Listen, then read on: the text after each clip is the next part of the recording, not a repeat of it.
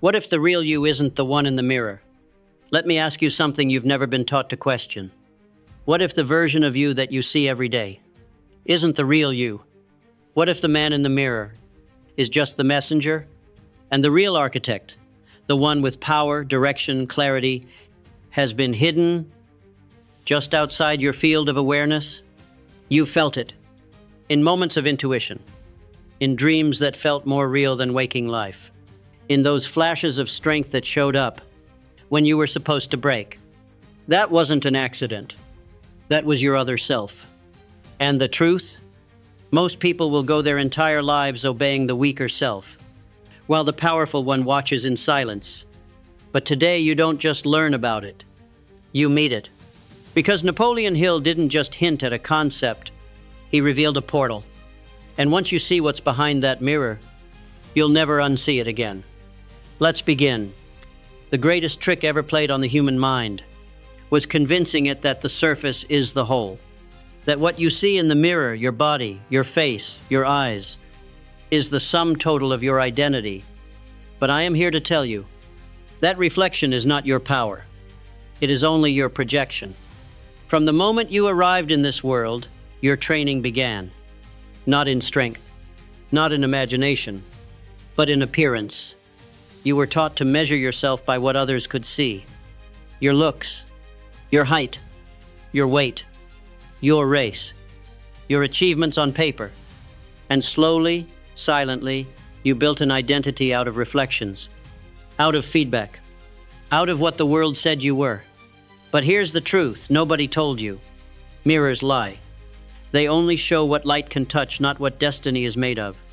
The mirror shows your container, but your power lives in the content.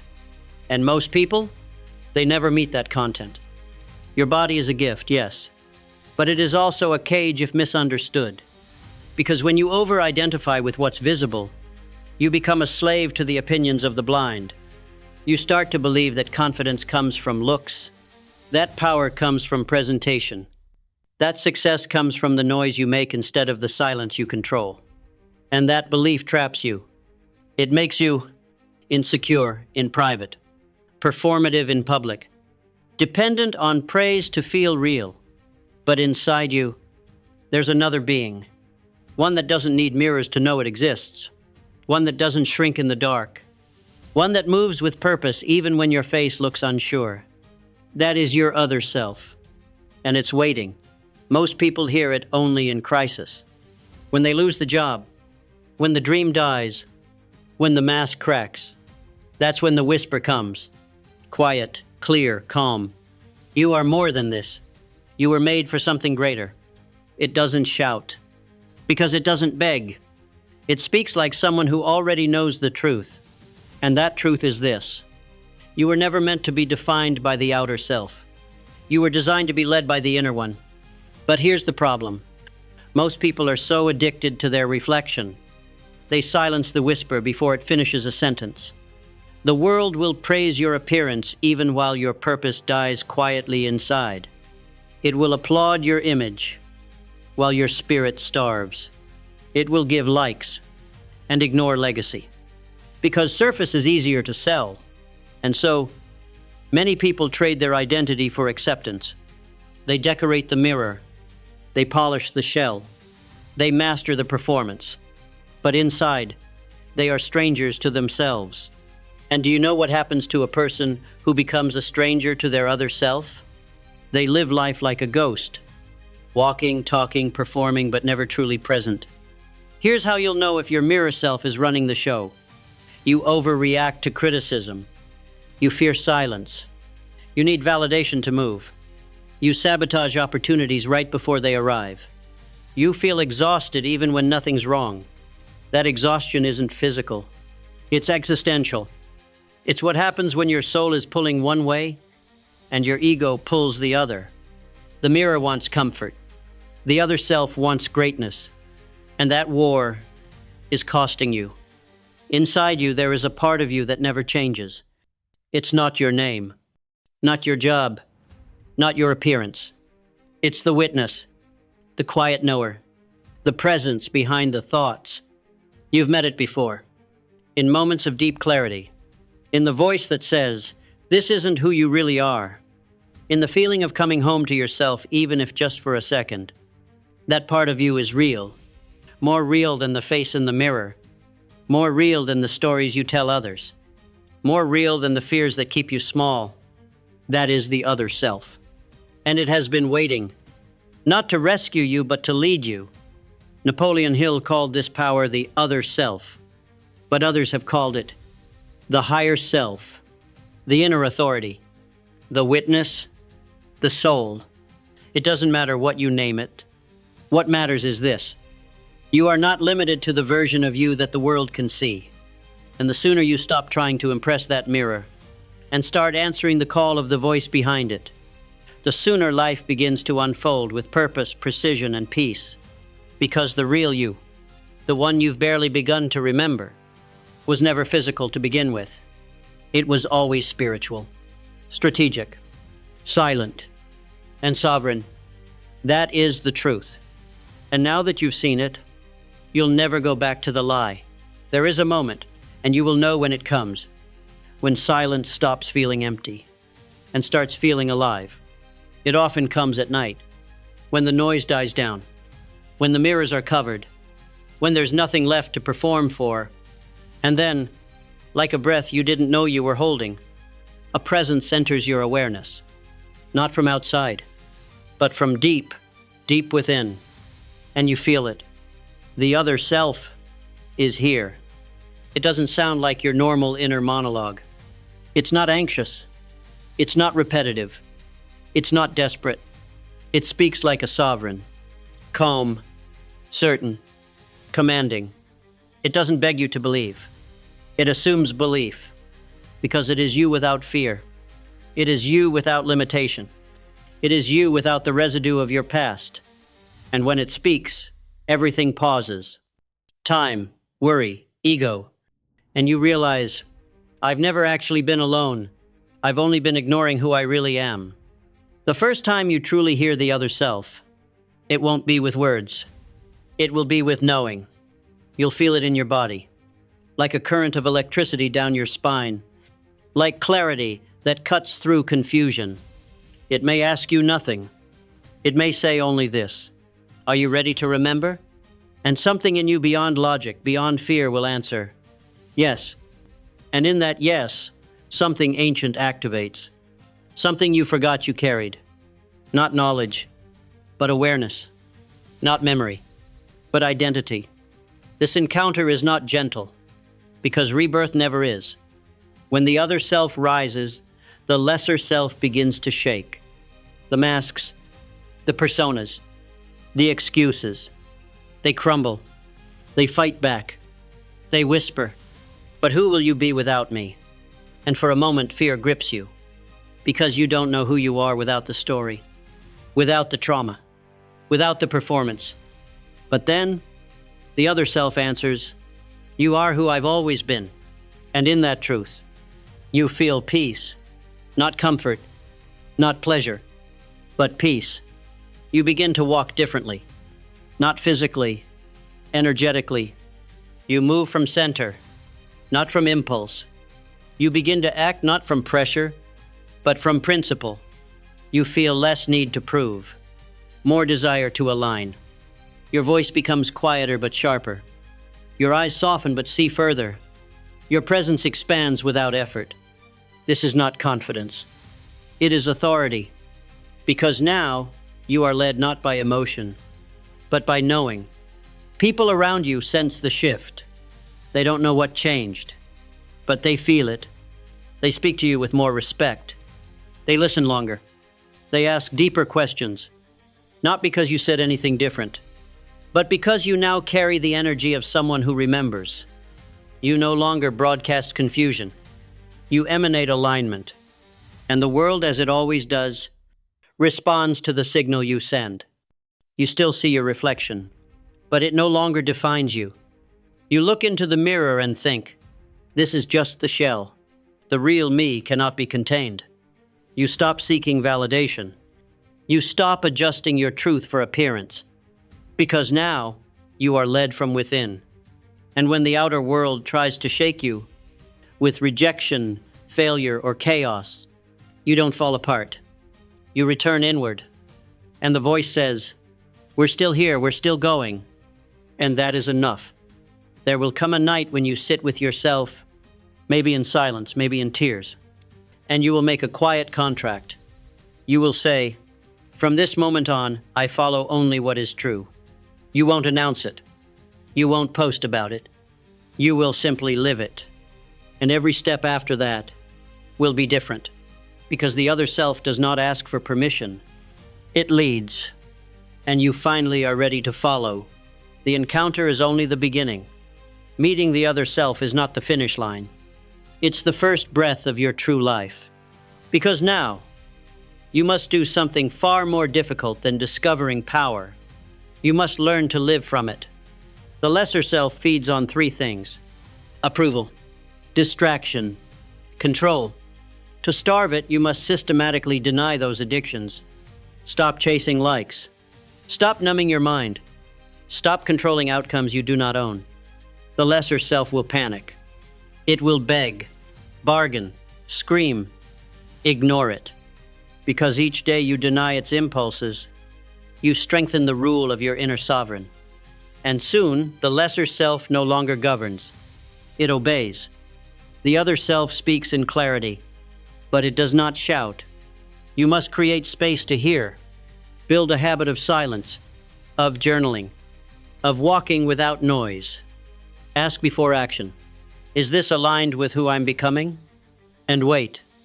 If the body is tense, pause. If the heart is cloudy, pause. If the inner signal is unclear, pause. Because action from misalignment costs more than delay. Your power comes from patience with your path. Your emotions are valid, but they are not kings. The other self lives beyond mood swings. It acts from truth, not temperature. So install a new rule. I will not move from anger. I will not decide from fear. I will not quit from exhaustion. Instead, return to the vision. Remember the mission. Act from alignment. Let the vision rule your day. Let the future decide your next move. Every morning, remind yourself, I am the one who leads from within. I act as the other self would act. I do not beg reality, I shape it. This is not affirmation. This is alignment. You rehearse it until you remember it. You remember it until you embody it. Because identity is not something you stumble into. It's something you install. And repetition is how the software of the soul is coded. Your words are no longer for applause. They are for construction. Before you speak, ask, does this build? Does this elevate? Would the other self say this? Speak few words, but make each a foundation stone. Let your voice reflect your internal architecture. Strong, silent when necessary, unshakable when it matters. You will be tempted to hustle, to overdo, to outwork, but your power is not in motion. It is in resonance. Ask, where is my energy pulled toward with peace? Where do I feel expansion even in uncertainty? Follow that. The other self does not rush. It flows. It does not grind. It guides. And when you act from energy alignment, doors open without force. You cannot live as your higher self in lower frequencies. So elevate your environments. Surround yourself with truth speakers. Clean your space. Remove objects that remind you of the old you. Let your room, your calendar, your digital world all reflect the frequency of your future, because the other self cannot breathe in clutter. It thrives in order. This path is not crowded. People will not understand your stillness. They will question your silence. They will mock your discipline. Let them, because the other self is not here to impress. It is here to impact, and impact begins alone.